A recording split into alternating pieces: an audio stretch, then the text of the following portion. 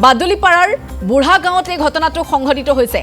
বাৰীত পান পাৰি থাকোঁতে সোণেশ্বৰ গগৈক দুৰ্বৃত্তই আক্ৰমণ কৰে। ঘৰৰ ভিতৰতে দেৱী গগৈক চোকা অস্ত্ৰৰে দুৰ্বৃত্তই আক্ৰমণ কৰিছে। এই ঘটনাক কেন্দ্ৰ কৰি চেপা উত্তেজনা বুঢ়া গাঁৱত। আৰক্ষীৰ বিৰুদ্ধে তীব্ৰ ক্ষোভ উজাৰিছে জনতাই। এটা ডাঙৰ খবৰ এই মুহূৰ্তত আপোনালোকক জনাইছোঁ। দিন দুপৰতে দুৰ্বৃত্ত প্ৰৱেশ কৰি বাসগৃহৰ ভিতৰতে দেৱী গগৈক হত্যা কৰিছে। বাৰীত কাম কৰি থকা অৱস্থাত সোণেশ্বৰ গগৈ নামৰ এই ব্যক্তিগৰাকীক হত্যা কৰি থৈ তাৰ পৰা নিৰ্বিঘ্নে আঁতৰি গৈছে বুলি জানিব পৰা গৈছে হত্যাকাৰী দুৰ্বৃত্ত। এই ঘটনাই বাদুলিপাৰাৰ বুঢ়া গাঁৱত চাঞ্চল্যৰ সৃষ্টি কৰিছে। এই নৃশংস হত্যাকাণ্ড সংঘটিত হৈছে। এটা দম্পতীক হত্যা কৰি সেই স্থানৰ পৰা আঁতৰি গৈছে দুৰ্বৃত্ত। প্ৰাৰম্ভিকভাৱে এই মুহূৰ্তত আমাৰ হাতলৈ সেই খবৰে আহিছে গোলাঘাটৰ বাদুলিপাৰাত এই নৃশংস হত্যাকাণ্ডটো সংঘটিত হৈছে। দিন দুপৰতে হত্যা কৰি থৈ গৈছে দুৰ্বৃত্তই। আমি এই মুহূৰ্তত সাংবাদিক বিজয় হাজৰিকাৰ সৈতে সংযুক্ত হৈছোঁ দেৰগাঁৱৰ পৰা। বিজয়, গোটেই ঘটনাটো সন্দৰ্ভত প্ৰাৰম্ভিকতে আপোনাৰ পৰা মই জানিবলৈ বিচাৰিছোঁ। দিন দুপৰতে হত্যা কৰিছে, কিহৰ বাবে ঘটনাটো সংঘটিত হৈছে, প্ৰাৰম্ভিকভাৱে কি তথ্য জানিব পৰা গৈছে? হয় পাপৰি চক, এক মৰ্মান্তিক ঘটনা বুলি ক'ব লাগিব। দেৰগাঁও জাতি কাষৰীয়া বাদুলিপাৰ বুঢ়া গাঁৱত এই ঘটনা সংঘটিত হৈছে আৰু উক্ত ঘটনাই কিন্তু বৃহত্তৰ অঞ্চলটোৰ এক উত্তেজনাই বিৰাজ কৰিছে। বিশেষকৈ দুজন দম্পতীক চোকা অস্ত্ৰৰে হানি খুচি হত্যাৰ অপচেষ্টা চলোৱা হ'ল। এজন লোক ইতিমধ্যে মৃত্যু হৈছে বুলি জানিব পৰা গৈছে, বিশেষ সূত্ৰে জানিব পৰা গৈছে।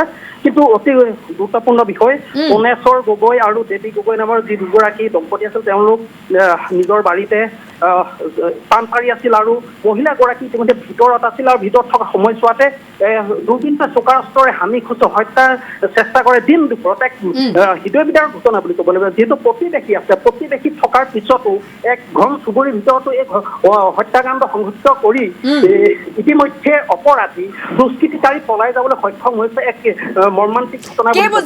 কেই বজাত ঘটনাটো সংঘটিত হৈছে?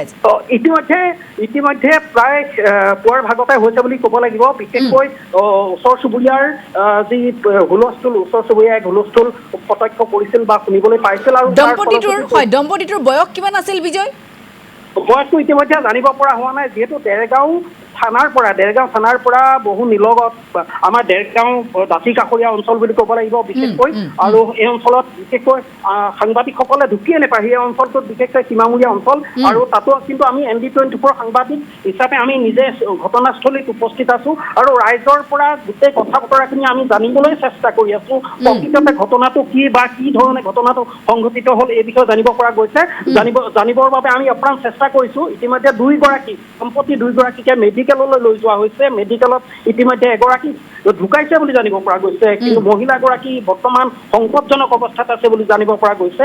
আমি সম্পূৰ্ণ যি ঘটনা সংঘটিত হ'ল, কিহৰ কাৰণে হ'ল বা ইয়াৰ পাৰিবাৰিক কণ্ডল বা অন্যান্য পৰিয়ালকেন্দ্ৰিক বা সম্পত্তি লৈ পেলাই হোৱা সংঘাতৰ পৰিণতিত নে বা অন্য কিবা কাৰণত হৈছে, সম্পূৰ্ণ কথা বতৰা জানিবৰ বাবে প্ৰতিবেশীৰ পৰা আমি যি মন্তব্য ল'বলৈ চেষ্টা কৰিছোঁ। কিন্তু বহু লোক কিন্তু এই বিষয়ৰ পৰা আঁতৰি আছে, মুখ খুলিবলৈ বিচৰা নাই। কিন্তু কিছু সময়ৰ পিছতে সম্পূৰ্ণ ঘটনাৰ তদন্ত বা সম্পূৰ্ণ ঘটনাৰ কি ৰহস্য আছে, ঘটনাৰ ৰহস্য জানিব পৰা যাব পাপৰি। বিজয়, এই কথা স্পষ্ট হৈছে নে যে পত্নী দেৱী গগৈ এই মুহূৰ্তত সংকটজনক অৱস্থাত আছে নে তেওঁৰ মৃত্যু হৈছে? চিকিৎসালয়ৰ ফালৰ পৰা নিশ্চিত কৰিছে? হয়, ইতিমধ্যে জানিব পৰা মতে পুৰুষগৰাকী যি সোণেশ্বৰ গগৈ মৃত্যু হৈছে বুলিহে এক খবৰ আহিছে, বাতৰি আহিছে। কিন্তু দেৱী গগৈ ইতিমধ্যে সংকটজনক বুলিহে জানিব পৰা গৈছে। কিন্তু বিশেষ সূত্ৰে খবৰ পোৱা মতেহে, কিন্তু আনুষ্ঠানিকভাৱে বা চিকিৎসালয়ৰ খবৰ পৰা কোনো ধৰণৰ তাৰ জানিব পৰা হোৱা নাই। বিজয়, আপুনি তাত উপস্থিত হৈ কি দেখিছে? ঘৰখনৰ গোটেই পৰিৱেশটো, ওচৰ চুবুৰীয়াৰ পৰিৱেশটো যিটো ইমান এটা ভয়ংকৰ ঘটনা সংঘটিত হৈছে, তাৰ পৰা দুৰ্বৃত্ত আঁতৰি গুচি গৈছে। গাঁওবাসীত তাতে আমি জনবসতিও ঘন, সকলো লোক ওলাই আহিছে, সেয়া দেখিবলৈ পাইছোঁ। আৰু দিনৰ পোহৰ বুলি কোৱাৰ লগে লগে গাঁৱৰ লোক শুয়ে উঠে। 5 বজাৰ লগে লগে সকলোৱে খোৱা পাতিয়ে এৰে। গতিকে ঘটনা সংঘটিত হোৱাৰ সময়লৈ যদি চাওঁ, তেতিয়াহ'লে চৌপাশে লোক থাকিব লাগে। কেনেদৰে সেই ঘটনাটো সংঘটিত হ'বলৈ পালে বুলি এই মুহূৰ্তলৈকে গম পাইছে বিজয়? আচৰিত কথা বুলি ক'ব, দুৰ্ভাগ্যজনক কথা, অতি মৰ্মান্তিক ঘটনা। যিহেতু ঘন চুবুৰী কাষতে প্ৰতিবেশী লাগি আছে, লাগি থকাৰ পিছত দুষ্কৃতিকাৰীয়ে হাতত চোকা অস্ত্ৰ লৈ আহিব আৰু এহাল দম্পতীক হানি খুচি হত্যাৰ চেষ্টা চলাব। এনেকুৱা ধৰণৰ ঘটনা ঘন চুবুৰীত থকাৰ পিছতো প্ৰতিবেশী গৃহত দুৰ্ঘটনা সংঘটিত হোৱাৰ পিছতো কাষতে প্ৰতিবেশী আছে, তাৰ পিছতো এনেকুৱা ঘটনা সংঘটিত হৈছে। এই ঘটনাটোৱে কিন্তু ইয়াৰ যিটো ফকলা স্বৰূপ আৰক্ষী হওক বা যিখিনি ব্যৱস্থা এই ব্যৱস্থাৰ যি ফকলা চৌক কিন্তু উদঙাই দিছে বুলি ক'ব লাগিব। বিশেষকৈ স্থানীয় লোকসকলে কিন্তু এই ক্ষেত্ৰত কোনো তেওঁলোকে প্ৰতিক্ৰিয়া ব্যক্ত কৰিছে, কিন্তু স্পষ্টভাৱে তেওঁলোক কোনো নিশ্চিত হ'ব পৰা নাই তাৰ ঘটনাৰ মূল কাৰণ কি বা ঘটনা কি কাৰণে সংঘটিত হ'ল ইয়াক লৈ কিন্তু এক ঘন ৰহস্য ঘনীভূত হৈ আছে। কিন্তু ইতিমধ্যে আমি ঘটনাস্থলীত উপস্থিত আছো।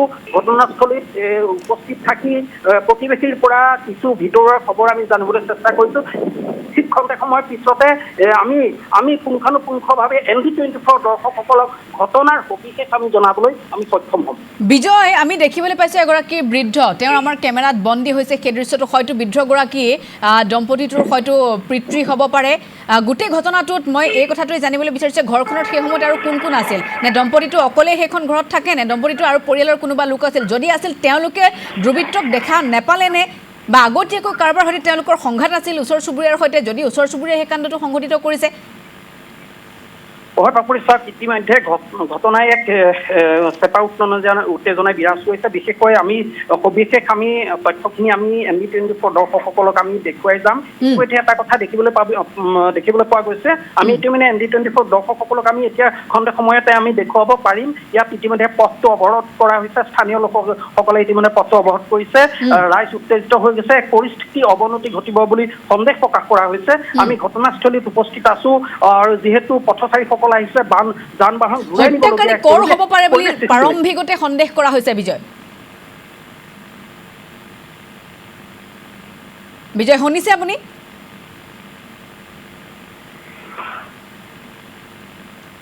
বিজয়, যদি আপুনি শুনিছে, হত্যাকাৰী কৰ হ'ব পাৰে? প্ৰাৰম্ভিকতে কি সন্দেহ কৰা হৈছে?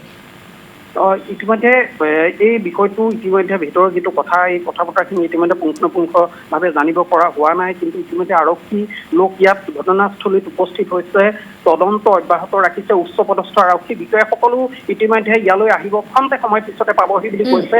দেৰগাঁও থানাৰ আৰক্ষীসকল আছে। ইতিমধ্যে তেওঁলোকে গোটেই বিষয়টো এটা বেষ্টনীৰ ভিতৰত তেওঁলোকে তদন্ত অব্যাহত ৰাখিছে আৰু কিছু সময় পিছতে ঠিক খন্তেক সময়ৰ পিছতে ঠিক আছে বিজয়, আৰক্ষীৰ যিহেতু তদন্ত আৰম্ভ হৈছে, গতিকে এই মুহূৰ্তলৈকে কোনো ধৰণৰ নিশ্চিত খবৰ আপুনি অহা নাই বুলি উল্লেখ কৰিছে। আপুনি খবৰখিনি সংগ্ৰহ কৰক, কেইটামান মুহূৰ্তৰ পাছত আপোনাৰ সৈতে আমি পুনৰবাৰ সংযুক্ত হ'ম। আপুনি খবৰসমূহ সংগ্ৰহ কৰাৰ লগে লগে এই গোটেই ঘটনাটোৱে চাঞ্চল্যৰ সৃষ্টি কৰিছে। কিমান ভয়ংকৰভাৱে আক্ৰোশৰ বলি হ'বলগীয়া হ'ল সেই দম্পতীটো, আপোনালোকে ইতিমধ্যে খবৰ লাভ কৰিছে। পাণ পাৰি থকা অৱস্থাত হত্যাকাৰীয়ে হত্যা কৰিছে আৰু পত্নীক বিচাৰি ঘৰৰ ভিতৰত সোমাই চোকা অস্ত্ৰৰে আঘাত কৰি সেই স্থানৰ পৰা দুৰ্বৃত্ত আঁতৰি গৈছে। কোন দুৰ্বৃত্ত, কোন হত্যাকাৰী সেয়া এই মুহূৰ্তলৈকে কোনেও নাজানে। কিছু মন্তব্য আহিছে, আমি সেই মন্তব্য এবাৰ আগবঢ়াই ল'বলৈ বিচাৰিছোঁ। মন্তব্যত কি কৈছে সেয়া শুনো আহক।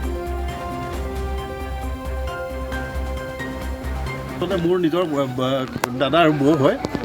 আজি দিনৰ 10টা বজাত কোনো দুৰ্বৃত্তই কাটি থৈ গৈছে আৰু দাদাই পাণ পাৰি আছিলে।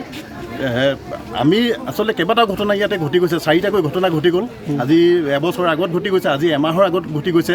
আজি পুলিচ প্ৰশাসনক জনোৱাৰ পিছত পুলিচ প্ৰশাসনে একো, আজি এমাহৰ আগত যিটো ঘটনা ঘটিলে সেই ঘটনাটোৰ ওপৰত একো তদন্ত দিব নোৱাৰিলে আৰু আজি পুনৰ কাটি থৈ গৈছে। কেনেকৈ কাটিছে? বহুত বেয়াকৈ কাটিছে, মানে মাৰিছে। তো আজি আমি অতিকে দুখিত, মানে আৰু মানে আচলতে পুলিচ প্ৰশাসন একেবাৰে আমি মানে মানি ল'ব নোৱাৰোঁ। তাৰমানে আজিৰ ডেটত দেৰগাঁও থানাক আমি কোনো কাৰণত মানি ল'ব নোৱাৰোঁ, যিহেতু আজি এমাহৰ আগত যিটো ঘটনা ঘটি গ'ল সেই ঘটনাটো আজিলৈকে তদন্ত নকৰিলে। আজি ঘটনাটো কি ঘটিছে? কোনো এজন ব্যক্তি সোধপোছ নকৰিলে। অথচ আমি দেখোঁ বিভিন্ন সময়ত যোৱা পাৰ্টি কাৰোবাৰ লগত বিভিন্নজন ব্যক্তিৰ লগত থানা ঘূৰি ফুৰে। আমি দেখিছোঁ। সেইকাৰণে আমি তীব্ৰ গৰিহণা দিছোঁ আৰু আমাৰ চৰকাৰৰ ওপৰত এটা বিশ্বাস আছে আৰু SP মহোদয়ক আমি ইতিমধ্যে জনাব বিচাৰিছোঁ যে তেখেতে উচিত তদন্ত কৰি যাতে আমাক এটা সুফল দিয়ে।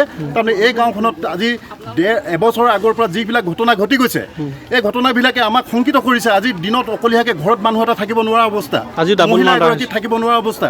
আজি একেই অৱস্থা, দিনৰ 10টা বজাত দুৰ্বৃত্ত কাটি থৈ গৈছে। ঘৰটো মই যেতিয়া ছোৱালী এজনী, মানে তেওঁ ভায়েকৰ ছোৱালী, তাই গ্ৰিলৰ ভিতৰত তাই সিটো ঘৰত সোমাই কুকুৰৰ লগত ধেমালি কৰি আছোঁ ক'লে। জাহাই যেতিয়া অলপমান কিবা চাগে গম পালে, তাইতো এতিয়া মানে পূৰা হেৰি হৈ আছে দেই, ক'ব নোৱাৰা হৈ আছে ছোৱালীজনী, যিহেতুকে মাক দেউতাক ওলাই গ'ল। তাই গ্ৰিলৰ ভিতৰত, তাই যেতিয়া চিঞৰিছে, মই আহিহে সুধিছোঁ কি হ'ল, তেতিয়া মই দেখা পাইছোঁ মানুহজন পৰি আছে, মূৰত মাৰি থৈ যোৱা আছে, মানুহগৰাকীৰ ভিতৰত। কেনেকৈ মাৰিছে, কিহে মাৰিছে সেইটো ক'ব নোৱাৰিম। তেওঁৰ হাতত কি লৈ আহিছে, খালি মূৰটো ফাটি তেজ বৈ থকাহে পাইছোঁ আৰু কাটি থৈছে আৰু তেওঁৰ হাতত কি অস্ত্ৰ আনিছে এতিয়া মানে ইমানো নিৰাপত্তা হ'ব নাইকিয়া হ'ব নালাগে গাঁওখন এমাহৰ গেপত যদি এনেকুৱা ঘটনা হয় মুঠতে কি হ'ল মোৰ নিজৰ ঘৰতে নিজৰ নিৰাপত্তা নাইকিয়া নিচিনা হ'ব এতিয়া তেনেকুৱা দুৰ্বৃত্ত আহিব দুৱাৰ খুলি দিম ওলাম আৰু মানুহজনটো ব্যস্ততাত যাবই লাগিব মই হ'লেও যাব লাগিব দিন দুপৰতে হত্যা কৰি থৈ গৈছে এতিয়া ধৰকচোন দিন দুপৰ মানে 9টা 9:30 10টাৰ ভিতৰত কাৰণ একেবাৰে ৰাতিপুৱা সময়ত এনেকুৱা হ'লে কেনেকৈ থাকিব কওক